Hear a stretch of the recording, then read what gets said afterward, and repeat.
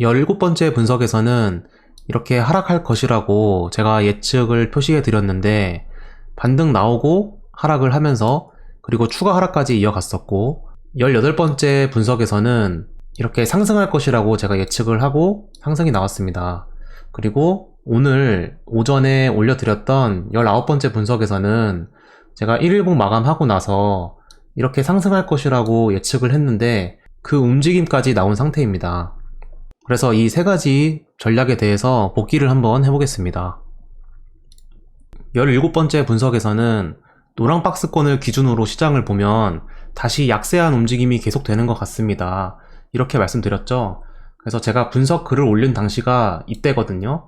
그래서 이때 이렇게 계속 하락을 할 거라고 생각을 했는데 반등을 보여주고 하락을 했어요.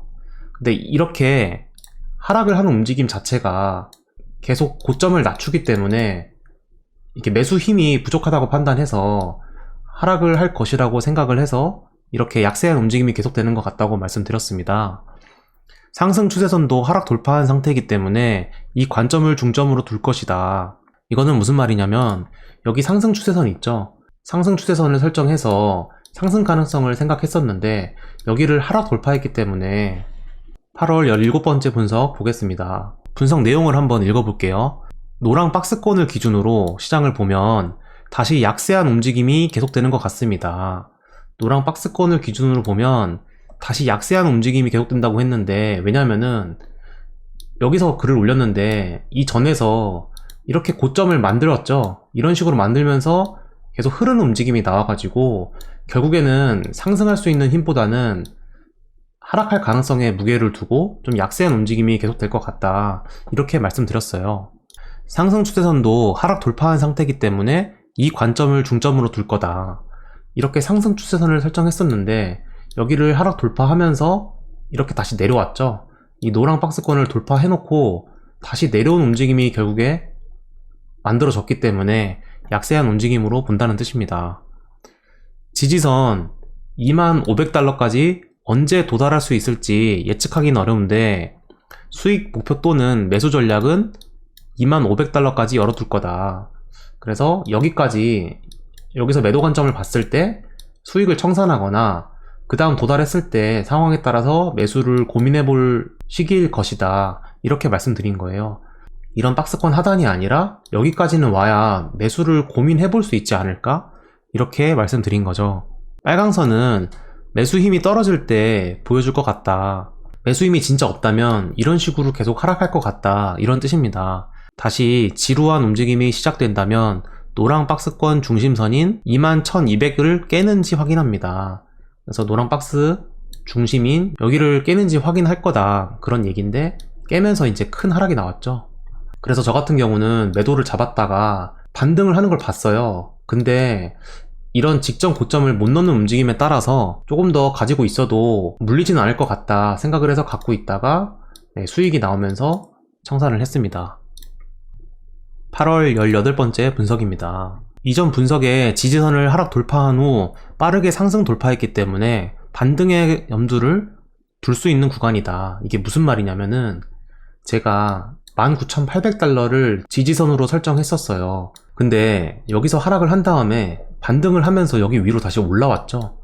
이게 무슨 말이냐면 지지선, 여기가 지지선이라서 하락 돌파하면 저항선이 돼야 되는데 다시 상승 돌파하면서 올라왔기 때문에 이거는 바닥이 나왔을 가능성이 충분히 있는 힘을 보여줬다, 이렇게 판단을 했어요. 그래서 상승할 수 있는 그 추세 반전 패턴에 대해서 이제 더블 바텀을 생각하면서 이렇게 상승할 가능성을 예측해 드렸어요. 그래서 리플레이 버튼을 눌러보면 이런 식으로 상승을 보여줬습니다. 여기서 저 같은 경우는 매수를 그냥 바로 추격을 했습니다. 왜냐면은 이런 단기 하락 추세선을 상승 돌파했기 때문에 큰 상승이 나왔죠. 그리고 이 하락 추세선도 돌파하면서 또 상승이 나왔어요. 그리고 마침내 우리가 최종 목적지로 생각했던 이 25,500달러까지 도달을 한 모습입니다. 그래서 이런 전략을 봤을 때 물론 여기까지 기다리는 전략도 있지만 추격 매수를 통해서 수익을 챙길 수도 있어요. 그래서 트레이딩에서는 이렇게 생각을 해도 못 먹는 시장이 있어요. 그래서 이거는 이 대응의 범위이기 때문에 여러분들이 경험을 많이 쌓으셔서 이런 신호들을 또 파악하는 것도 조금 더 좋은 수익을 내는데 방법이 될 수 있습니다. 8월 19번째 분석입니다.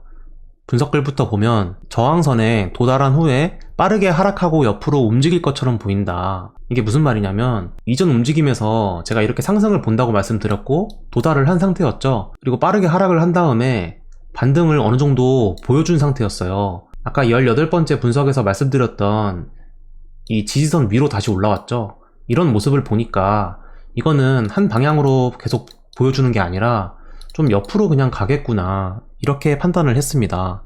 그래서 제가 예측 경로를 이런 식으로 돌파를 하면서 이제 큰 급등이 나올 거다, 그리고 이 가격대를 바로 돌파할 거라고 기대하기보다는 다시 한번 또 조정을 받고 그리고 다시 지지에 성공하면 뭐 이런 삼각 수렴이 만들어질 수도 있겠죠.